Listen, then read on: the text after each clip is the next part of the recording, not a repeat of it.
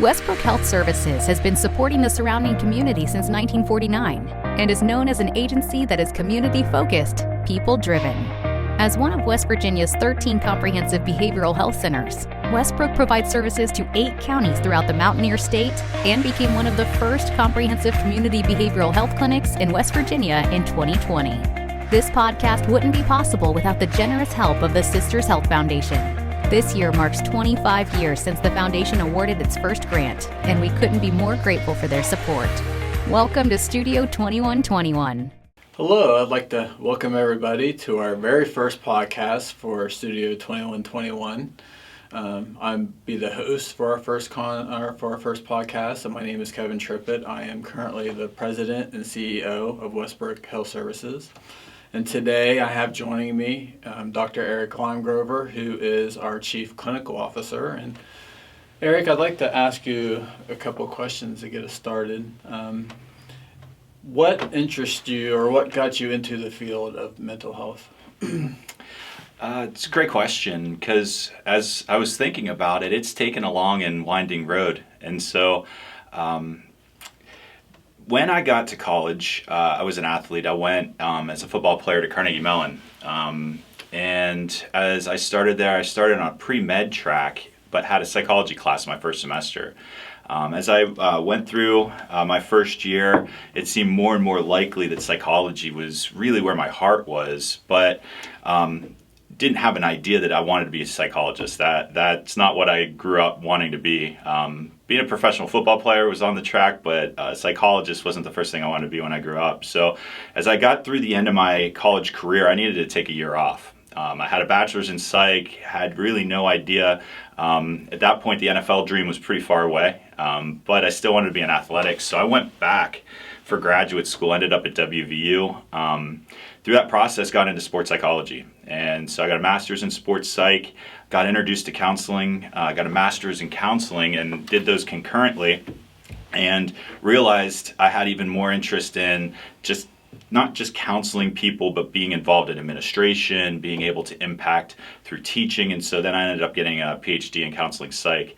After being a lifelong student, my path took me to being community mental health based. I just love the view, the vision, the idea of being able to help a community, especially one such as the Mid-Ohio Valley that has a lot of challenges, but a lot of resilience underneath all of that. And so my path started maybe different than a lot of other people who are in my field, but it came back to the idea of some of the core interests in that you have to love what you do, but you also have to have a purpose. There has to be something that guides it, because in this process, it definitely pays the bills, but being able to help individuals achieve functionality, get to places that they couldn't get to on their own, that really kind of drove and fueled my fire for this. So I know that was maybe a longer version of what you were looking, but it's a varied background,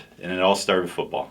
Crazy enough to think. That's awesome. And it's real interesting, because a lot of things you speak to is a lot of what we try to do at Westbrook, and it's very passionate for me that we try to help the community and try to help build, as you mentioned, resiliency with individuals in need.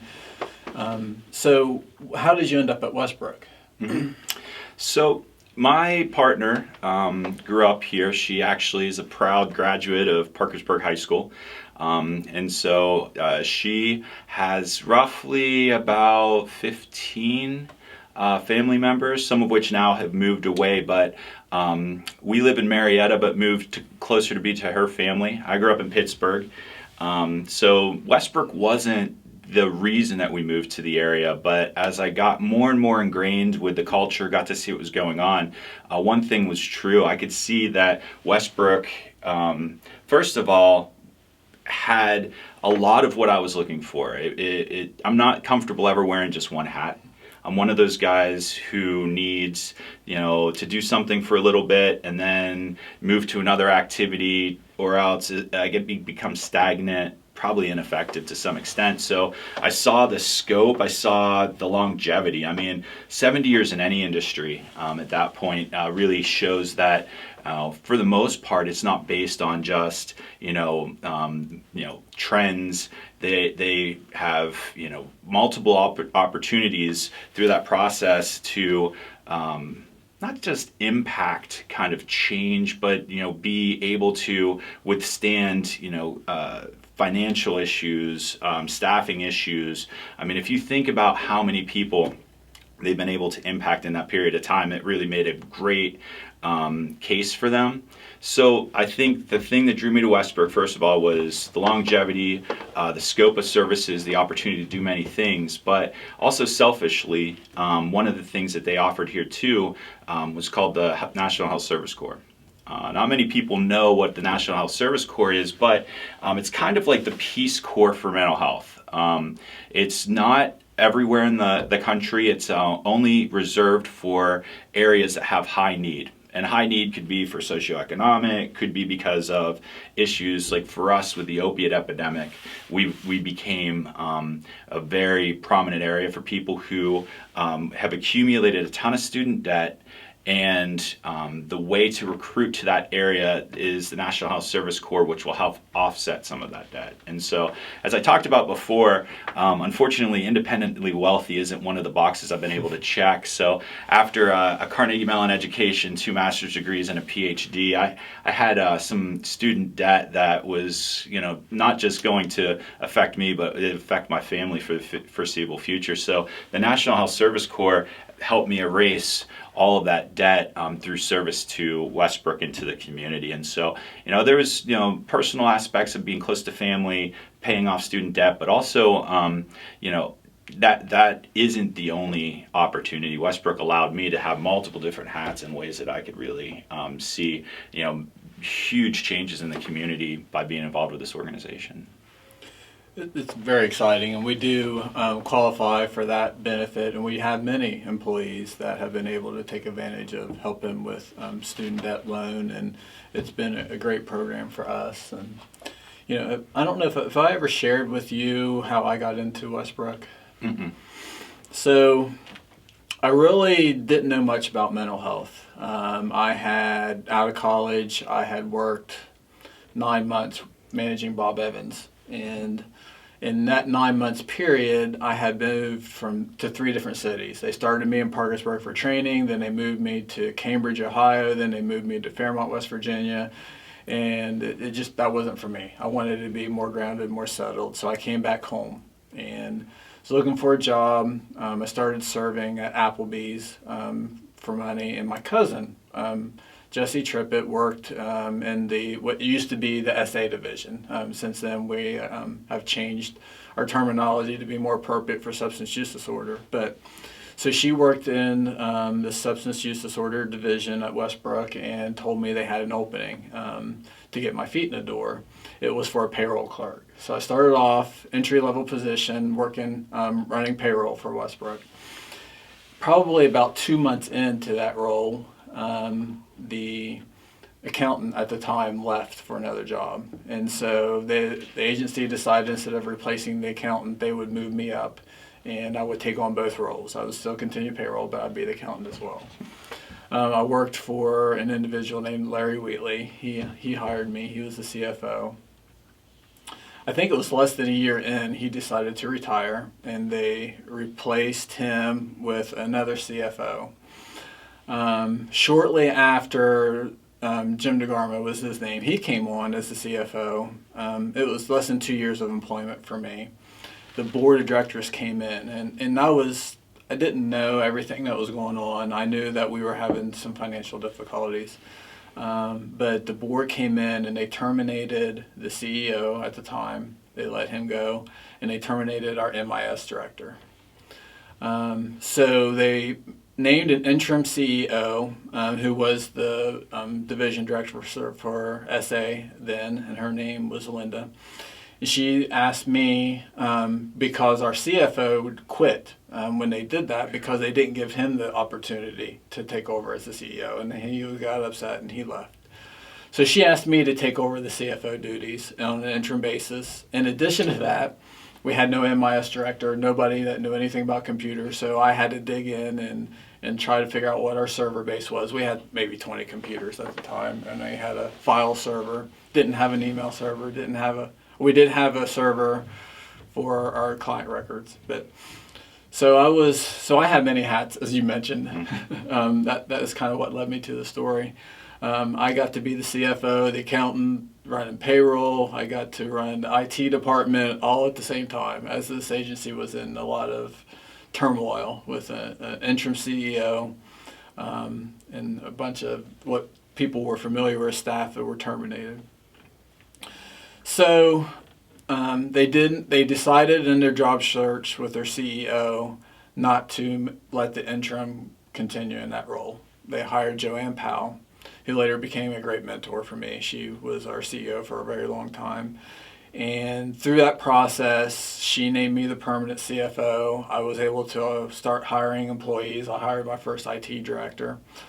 And that's how I came into Westbrook. The interesting thing for me is I wasn't looking for this field, but I became very passionate about it. Mm-hmm. I love the things that we do, the help that we provide the community, the benefits our clients get from our services, and it's hard to think where we would be without the work that we do.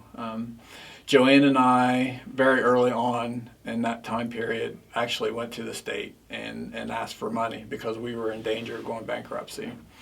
And the one thing I remember from that conversation that still lives with me today, we were told that they're not going to give us money, we're not going to pay you for what you didn't do, we're only going to pay you for what you do. And so that has kind of been my mantra moving forward, what can we do? And it's not just from a money standpoint, but it's also from how it benefits the community. What can we do? So that's kind of my background in history with Westbrook. So. It's interesting because as I've been here, I've now at about 6.5 years. How many people have been here for multiple decades, first of all, but not just that, been in multiple positions or have encouraged family members to also be employed here. Just like you talked about your cousin, my partner works here. I have multiple colleagues who have had children work with them. It's something unique that I don't think every community mental health center has. From my experience, community mental health has a high burnout rate. It's very difficult. You're dealing with some of the most high-need clients with some of the most limited resources. And, from that standpoint, being able to have that kind of buy-in from so many different people who, as you said, just the challenges that you noticed when you first started here, whether it was with administration, finances, to be able to sustain for long over 70 years and still talk glowingly about the organization. I mean, that it's amazing. It's so it comes back to that first, like, why Westbrook? I mean, ultimately, I think not only does it have a high standard, but it's got almost a family mentality that we all have these great origin stories and we complement each other so well. Yeah, I agree. And that kind of leads me next into what I wanted to talk about. So with trying to expand services and be there for the community and be there for the individuals in need, I guess it's about 2 years ago, mm-hmm. we just made a decision to apply for a federal grant. It was to become a certified community behavioral health clinic, and we were able to get that grant. Westbrook, along with FMRS down in the Beckler area, are the first two organizations in the state of West Virginia to achieve this determination. So it's pretty exciting for me. I think it's something that's been on a national level since 2017, 2016, somewhere around there. I think it's been a great thing that we've been able to bring this to West Virginia. And that's kind of the role that we expanded for you, was to help us with CCBHC and take on leadership of that grant. So can you tell me a little bit about the process, what it means to be a CCBHC, and what it's meant for Westbrook? Yeah, definitely. It was a learning curve for me. I didn't know as much about the origin or what it actually stood for. When I heard grant, I assumed it was similar to what was, pretty much offered both on a local, national, and state level. And it's completely and entirely unique. Being a certified community behavioral health center is funding from the federal government, but it's short term. It's 2 years. And in some cases, it can be just 1 year, but it's a 2-year grant with a very high amount of money. But that money has to be spent solely on staffing. So, a lot of times grants can help you build facilities, can help you, with different components of purchasing vehicles or being able to do things that normally you might not be able to pay for unless it's out of pocket. This grant specifically is meant to impact the community through staffing expanses or new program development. So from our standpoint, the Certified Community Behavioral Health Center, as you said, was a new opportunity in West Virginia. On the national scale, states have been using this now for about 4 years and have had huge impacts in their states. They've actually been able to take good services and make them great services. When I talk about what it means to individuals who are in the field, they may feel that they're doing really good work, but when you're a CCBHC, you have to meet the Cadillac standard of evidence-based practices, which means anything that you do as an agency has to have data to prove it, has to be replicable, and what we do for every individual who comes through the door is outcome measuring to see when they come in where they currently are functioning, and then at a 6-month interval we do outcome measures to ultimately see, first of all, have they improved in areas? If not, are they stable in areas, or in some cases things have happened in their life and perhaps they've had to step back, and in that process maybe now have additional areas that we need to address, but it's data driven. We're able then to basically develop a treatment plan. We're able to come back to them and show them, here's what the data is saying. This is the things that we need to do. And what we've been able to do is expand our staff. We've moved into counties and regions with services that we never had before. And all of these things that we've done are going to be sustainable after the grant funding's gone. The really cool part is we will complete our grant funding this May 31st. We will have expended all of our resources. We don't need to have any carryover requests or anything like that, but every single staff that we've been able to hire, every program that we've developed, will be able to sustain just simply because of their ability to either through billing and being sustainable on their own, or because we've been able to allocate other services or connections in the community which will help subsidize those individuals, because we've shown value. So to get back to it, I still probably sound kind of cryptic. It is short-term staffing funds from the federal government to meet an expectation that you are going to be performing the best level or evidence-based services in that community. And so it's like a elite fraternity of community behavioral health centers that have to do psychiatric services, which is medication services, mental health services, and substance use services. And that can be on all kinds of different levels, but it can be through prevention services, it could be individual based, it can be group based, it could be services that are residential in nature. So these could be programs that individuals go and stay at for periods of time, or they could be situations where an individual could end up getting multiple different services. And so maybe they have a mental health provider but also gets medication through our psychiatry department, and all of that has been expanded because of these grant funds. Yeah, it's pretty exciting. I don't know if you've seen some of the statistics, but from a federal level, CCBHCs have had 17% on average increase in the number of individuals they can serve. 50% of CCBHCs are now offering same-day access to care, which we have set that up, which I think is very beneficial. We know that the longer it takes someone to get care, the less likely they will seek it. 84% of clients have their first appointment in 1 week. So trying to meet individuals at their time is very important. And then 93% of individuals have been seen within 10 days. So I know it has helped us dramatically, getting individuals who are referred to us needing services, getting them in quicker, and getting their services started at a lot quicker rate. So the other thing I want to read is some of the state outcomes, and bear with me just a little bit because I think these are very exciting. These are some of the states that got into the original pilot program. CMS has 8 states that are on what's called a prospective payment system, which is something we're actually trying to implement here in West Virginia. We'll talk a little bit about that later. But in Oregon, over 2 years, they saw a 17% increase in individuals with serious and persistent mental illness receiving services. So a population that typically doesn't get the services that they need. So that's pretty exciting.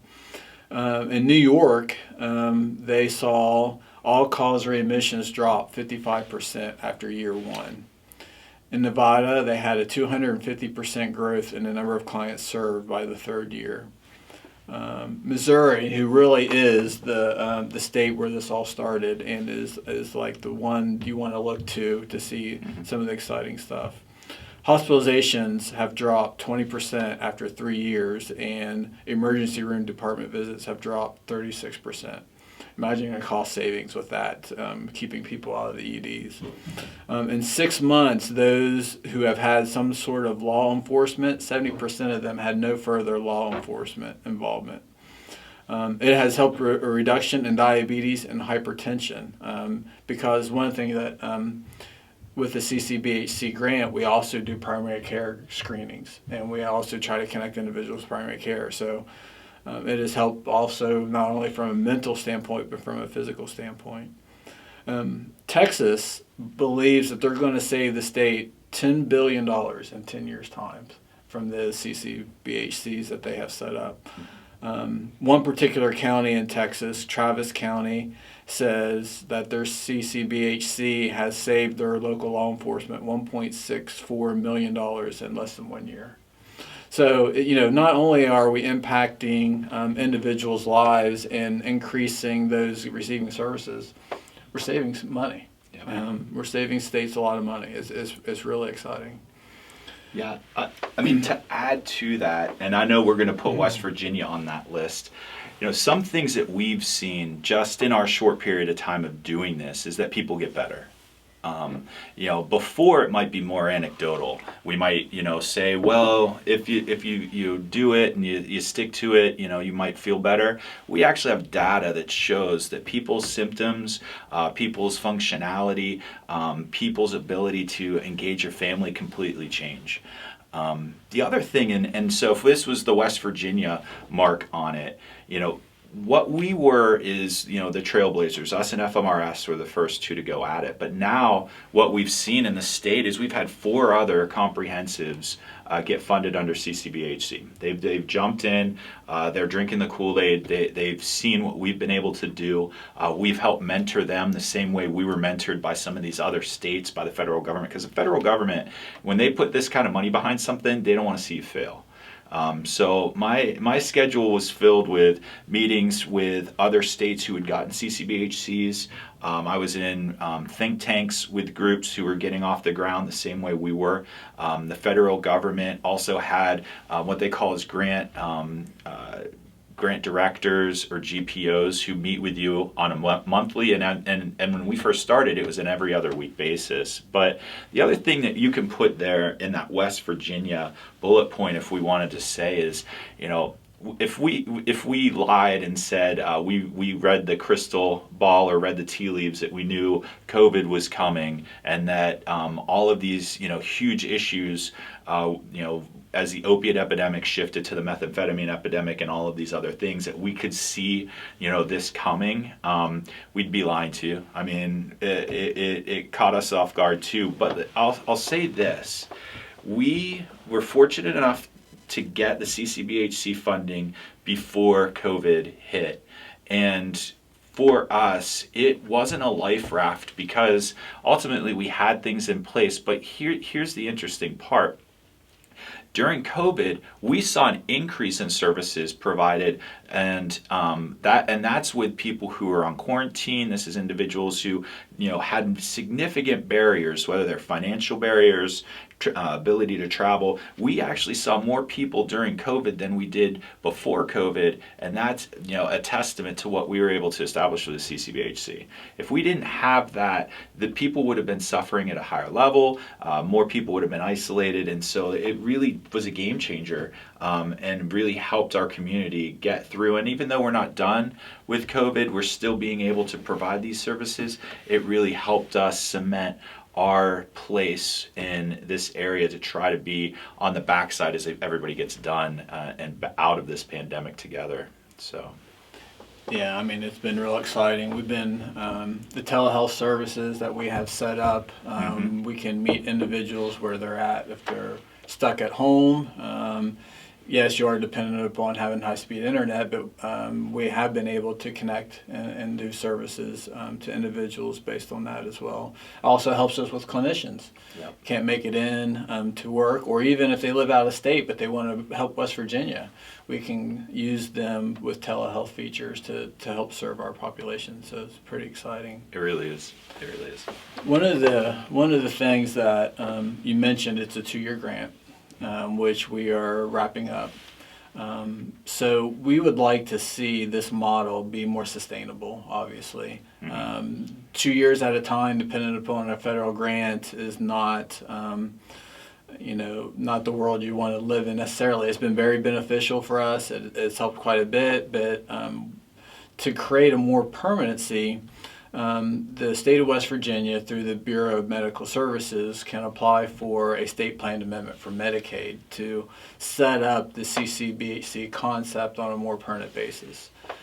Currently, the Bureau for Behavioral Health and the Bureau for Medical Services has put in a work group along with the Association of Behavioral Health Providers, and we're working on what it might look like to create a CCBH model for West Virginia. It's pretty exciting. We're probably a year to 2 away from seeing this come to fruition, but we're very excited about the work that's being put in place for this. In addition to that, we've started a bill, Senate Bill 247, which has passed the Senate Health Committee and is now up for passage in the Senate Finance Committee. And this bill basically does state that DHHR needs to put a CCBHC spot in place, which they're already working on. So we're moving in the right direction. I think it's pretty exciting. I think it will create a lot of stability for the future of behavioral health in the state of West Virginia. So we're very excited about that. One of the things you mentioned is outcomes, and that we're measuring outcomes, and we use a resiliency measure for that. And I really like that concept. Resiliency is, I think, important for all of us to have. I build resiliency in my personal life, in my downtime with working out, lifting, running. It clears my mind. It helps me focus a lot of times. Sometimes my best thinking is when I'm out on the road running. Have nothing else to worry about. So it's a great concept, I believe. So what does resiliency mean to you, and how do we measure it at Westbrook and track it? Yeah. Well, at the very core, to break it down to the easiest components, you need resiliency to survive. Whether we go all the way back to, cavemen first, Homo sapien on the planet, they needed to either run faster, they needed to have a stronger immune system for us to continue to move forward. And, the idea of that means, first and foremost, there's certain aspects of resiliency that you have internally. There's, ultimately an innate mechanism that's within all of us to survive. The minute you touch a hot stove and pull your hand away, that's resiliency. You don't just leave your hand there on the hot stove. You want to save yourself, save your hand, save, from that pain. The idea that you also have other things around you, though, that need to be there to help you with resiliency is some of what we're measuring through these outcome measures. As you said, these measures are done at the very first time you come into the agency and then in 6-month increments. The one tool that we use is 17 questions. I think we've timed it. It takes about 3 minutes if we really are going at a snail's pace to get it done. And what it measures is things that you're putting around yourself to help with that resiliency. One of the most important things that help you is your support system. If you think about where you are and where you've gotten to, it's because of people's feedback to you, both positive and negative. It's also been about whether you felt that you're going to be successful or going to have difficulty. And in that process, you surround yourself with people who are moving in that same direction, kind of some like-minded thinking. And you want those people around you. You want that community around you. And when you're having difficulties, that community will help lift you up. When other people in that community are having difficulties, you'll help lift them up. So when we think about some of the impacts that COVID has had, it's caused individuals to, first of all, move away from their support systems, to be isolated. In some cases, because of the quarantine components of it, out of self-preservation, but also there's barriers that have been put in place. When we take a look at what we're measuring through these resilience measures is, first of all, does this person have a functional support system? Does this individual have people who can help lift them up, be there when they need them? Are they actual, where they're actually having face-to-face interaction? Or is it just virtual? Is it social media driven? Is it just, going on somebody's, Facebook page or something along those lines? It doesn't go down to what like social media is in this particular measure, but it does measure, the interaction someone has with their support system. And then it also looks at other areas of resilience. Are they able to navigate frustration in their life? Is the smallest thing something that pushes them over the edge? Or can they take some disappointment? Can they take some times where there's things that aren't going their way and still be able to overcome and navigate them? Even though they may not like some of the challenges they're going through, they persevere through them. And that's what we measure, because I'd love to say, at some point in our lives, there's going to be a point where we don't have difficulty, where we don't have challenges, but unfortunately, that's not how the world is. We know that, the unexpected is to be expected, and, if we knew everything that was coming at us, then, we wouldn't need necessarily to have resilience or have some of these other things. It's the unexpected that this, that therapy helps with. It helps with people who don't potentially have the resources available internally or externally to navigate their world. And so part of that is the data that we've been able to see. We've been able to notice that consistency in treatment, those individuals who, whether they come in weekly or every other week and they consistently do that, have the largest gains. I mean, that's kind of a no-brainer. That's kind of the idea in athletics where, say you only attend one practice a week, you're probably not going to be as prepared as the individuals who are there practicing all week long. But also what we've seen is that individuals who are able to address all of their treatment goals, be able to, be involved with multiple different types of programs if needed, but make progress on their treatment plan, they also have huge gains. And so those are some of the things that the data shows. Again, like I said, makes sense, because if you're bought in and you're doing what you need to do, you're going to see improvement. But from our standpoint, people want to see that. They want to see a quantifiable number. They want to see that they're doing better. And this gives us that, and it's really exciting, because ultimately, people don't come to us just because they have a box to check or they have nothing else to do. They're coming to us to see results and to improve. I mean, we're a performance enhancement agency, and if they don't get what they believe is value out of our services, or if they're not improving, they're not going to come back. And so we're able to help show that and keep their buy-in as they do some difficult work. I mean, there's stuff that people are doing here is definitely challenging and really something that they've struggled to do on their own. So. Yeah, I like that concept, because I don't think you think about that as much in the behavioral health world as having something measurable that shows that you're getting better.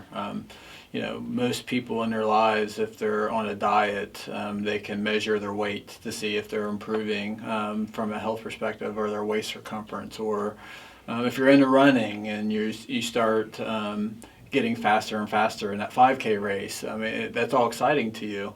So it is really cool to have something to help you in your behavioral health journey, to show improvement in areas of weakness that you can build resiliency on, and areas that you're strong in. So it's pretty exciting stuff, really. Yeah, our field has morphed over the last 100 years, definitely, but even just in the last decade.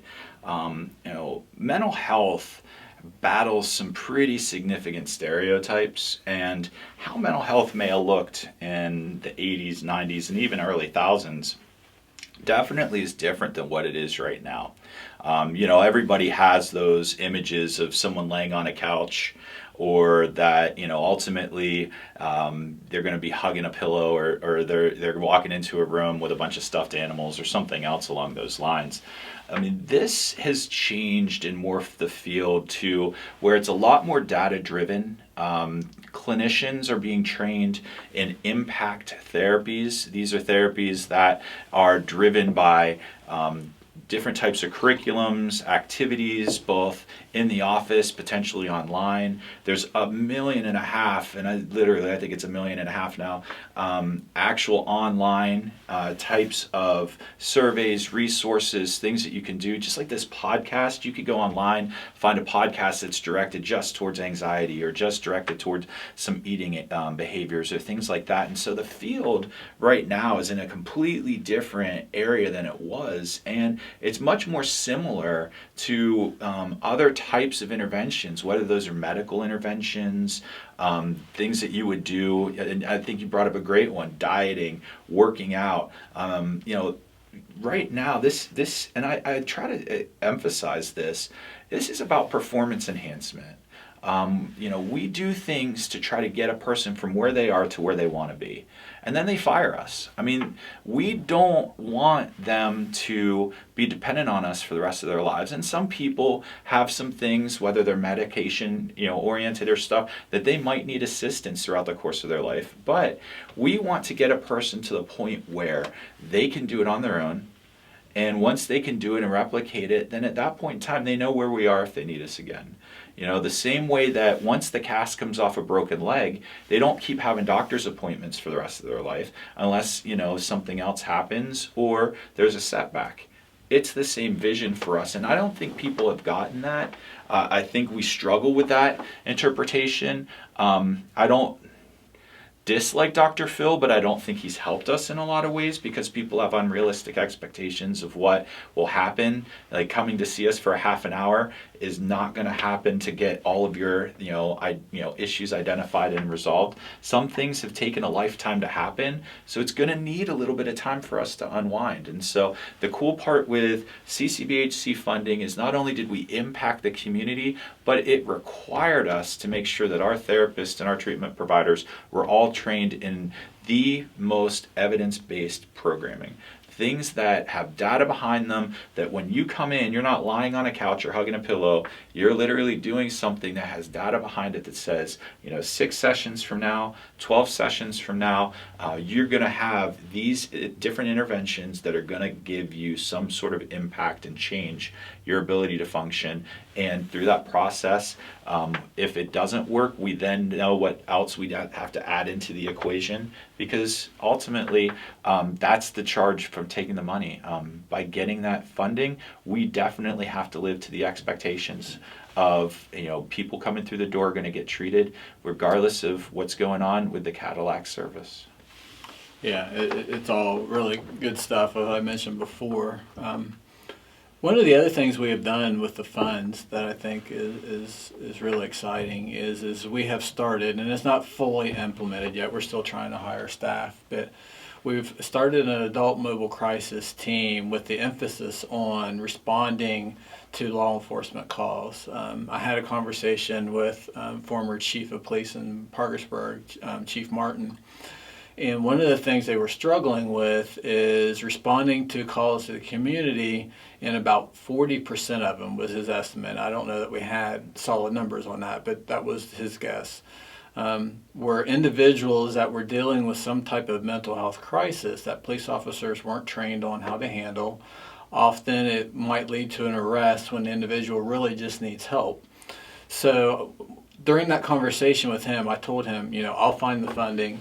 We'll get something in place so that you can call us, and we'll send a mental health professional out to assist the officer, help train the officer on how to relate to the individual appropriately, and we can do an evaluation to see, yes, this individual is best served by going in jail or seeking treatment, and then we would help the individual with treatment. So we have got it started. We've gotten great response from law enforcement so far. We want to continue to expand it, but it's been something else that this CCBHC funding has helped us establish, and we're very excited about it. Along those lines, something that you've been involved with, I'd like you to speak a little bit about, is our Veterans Committee. That was one of the requirements with the grant, is outreach to veterans and improve your services, not necessarily improve, expand your services to help meet the needs of veterans in the community. So what have we done to assist with that? Yeah, it's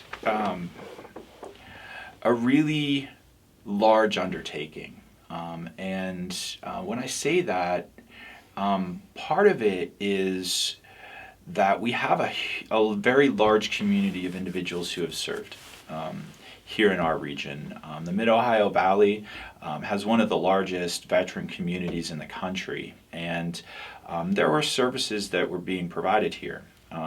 Some of those services are through the Veterans Association, the VA, but those services are rather limited to the veteran themselves, not the family not being able to, some of the members of the family being able to access them. Also, you also need to have received an honorable discharge to receive VA services, but there are a lot of individuals who may have had military service, issues related to that service, who didn't get to the level of honorable discharge. And so with that, one thing that we've done is we've put a team of individuals. We've been able to get what we call a leadership team of community individuals, some with service backgrounds, others who have expertise in certain areas, and we've been able to partner with other organizations in the process. We meet on a monthly basis.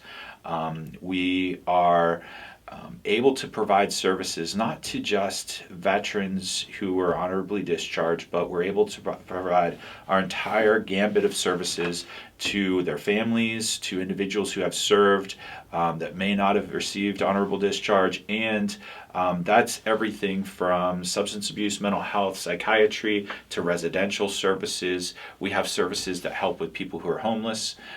We've also got outreach and prevention services, and so that's even taken us out of our region, which is pretty exciting. It is a requirement in the CCBHC, but we would have done it because it was right.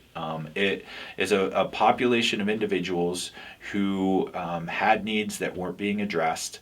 The VA has gotten on board with us. They actively participate now in our leadership team meetings.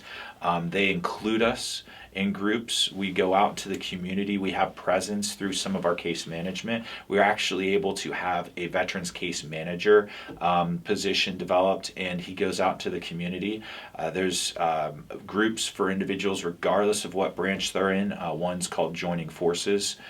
We've also gotten involved with our disabled veterans associations just to raise awareness. This isn't like a solicitation. We're not getting some form of kickback. This isn't something that we're trying to wrangle people in. We make them aware that we will not turn away people with inability to pay for services, and part of that is we've seen the numbers of veterans increase 500-fold since we started this leadership team, and that's like I said, not just the veteran themselves, but also the individual whose family or whether it's partner, spouse, or children who are receiving these services in our facilities. We serve 8 counties, but also we've also partnered with other agencies in other counties. And so if there's a service that we don't have in our region, say they needed something specific and unique to, and you brought up Beckley as a perfect example, we now have partnerships with agencies down there that they can go down, get that service, and at the same time still receive that in the state of West Virginia, regardless of their ability to pay. The other thing it's done, and I know I'm long-winded, I'm working on trying to get less wordy, but the other thing it's done is it's allowed us to train our staff on, and I keep coming back to it, but in our field, the idea of evidence-based interventions is huge. It's kind of like how you look at, the meat that you buy in the supermarket to see if the USDA is signed off on it. You look to see, does the movie that you're going to have 2 thumbs up, or like if you're buying something on Amazon, how many stars does it have? Evidence-based services means that it's reached a level of data collection that when you do these types of interventions, you're going to have impact. There are certain interventions that working with people who have had trauma, specifically veterans who may have had trauma due to serving or the process that they've gone through by deployment and other aspects, that you're going to see impact. And what we've done is we've invested in the training of a therapist in what's called EMDR. It's a trauma-based service, and all of our therapists have received exposure to another type of treatment called cognitive processing therapy. Both are endorsed by the VA. Both are required as part of service to veterans. And through that process, that was something that hadn't happened before the CCBHC. They do have huge impact with the community in general, so you don't need a veterans background to see that. But those types of trainings, those types of interventions now are making impact in our community, and in part because of the funding that we receive from the federal government. Yeah, it's very exciting, and it's just another group in the community that was unserved that we've been able to help with. I want to talk about one last thing that CCBHC grant has helped us with. Another requirement in addition to serving veterans that we had with the grant was serving a minority group. Mm-hmm. That's something that's very important to the federal government, and I think it's something that's very important to Westbrook. We, in West Virginia, there's not a lot of minorities. Probably the largest minority group that we serve as an agency is the LGBTQ plus community. So we have done a lot of training. We have brought on a consultant. We have started a committee called the GRIT team. I'll let you speak a little bit about the GRIT team, but it's been our mission to be an inclusive and diverse organization, and to not discriminate in any way anybody is in need of our services. So can you speak a little bit about what the GRIT team has done and what it means to Westbrook? Yeah. So the GRIT team is our diversity and inclusion team at Westbrook. We came up with GRIT. I can't remember the staff who came up with it, but it became grassroots. It was Liz Ramsey. Liz Ramsey came up with a grassroots inclusivity team, and so that's where GRIT came from. But we know that GRIT also kind of indicates resilience. And as you said, the LGBTQ plus population is our largest disparity group. We have a ton of diversity in this area. Ton of backgrounds that definitely have shaped this region, but when we look demographically, when you go and you fill out a survey, the largest one that comes screaming out is the LGBTQ plus, and the problems that the GRIT team have been addressing is access and barriers. No one needs additional barriers to service. It takes a lot for people to ask for help in the first place. To be able to identify something that they want, something that they need to change. Typically they've been struggling on their own in silence for months, maybe years, before they actually decide that they're going to ask someone else to help with their challenges. And so what this team has done, and it's still in its infancy. I mean, it's been only together for about 4.5, 5 months. So we're still finding our feet. But we've been able to do a survey, not just of staff, but of the community, of what resources are available. And I believe that I have a pretty good knowledge of our area, our region, and what's offered, and I learned a lot of things that people are engaged in, whether that's here physically or virtually online. There's a lot of different types of resources out there that have popped up and that I was made aware of, and I know our staff has been made aware of. We're also in the process through our consultant of increasing our ability not just to impact therapy, but even just understand some of the challenges they may have. We've learned a lot about the binary language. We've been able to work to try to adjust our facilities. We're working on finding safe restroom options that are in our waiting area or also in some of the different offices in our counties. Other things that we're doing is trying to figure out what treatment needs are needed and how do we address those needs. And that's really what we're doing right now. Just to kind of give you, a preview of some of the things that have come up, because we just had our meeting yesterday, is first, looking at it, do we have individuals in an individual capacity who could provide mental health and substance abuse treatment? Who are those individuals? How do we make those referrals? Are we providing group services to individuals who may have issues related to, whether it's coming out processes, feeling, in ways, traumatized by, either their family, community, things like that, and how do they navigate those? But here's one, and, hearing some of the stories of the challenges that people have gone through, we have residential substance abuse programs, and those substance abuse programs are short-term and long-term. We have a 28-day program, but we also have 2 longer-term programs, which can last well up into a year of being on. And this is a partial program where they can live, but they can also work in the community while getting service and treatment. But what we have is those 2 programs are split by gender. We have a male program, which is our Exodus program, and we have a female program called our Genesis program. But if an individual is transitioning, if an individual is in some way unable to identify with those 2, how do they choose and what programming's there? And so we're working right now to look at, can we staff, train, and prepare a residential program for individuals who are transitioning? Do we have the need, first of all, but do we also have the ability to do it well? And that's part of what this team's going to work to evaluate, build some of the relationships in the community. When we take a look, there isn't residential programming for individuals in that capacity in the state right now. One of the closest programs that I found is in Dayton, Ohio, which is beautiful this time of year, but not many people are going to make that trip on a daily basis. And so from that standpoint, this advisory team, and that's what it is, it's an advisory team, is working to figure out how do we reduce the barriers and how do we increase access to people who might have needs that ultimately we weren't addressing or aware of. And that's a key. It's not that we chose not to provide these. Sometimes we weren't aware we weren't providing.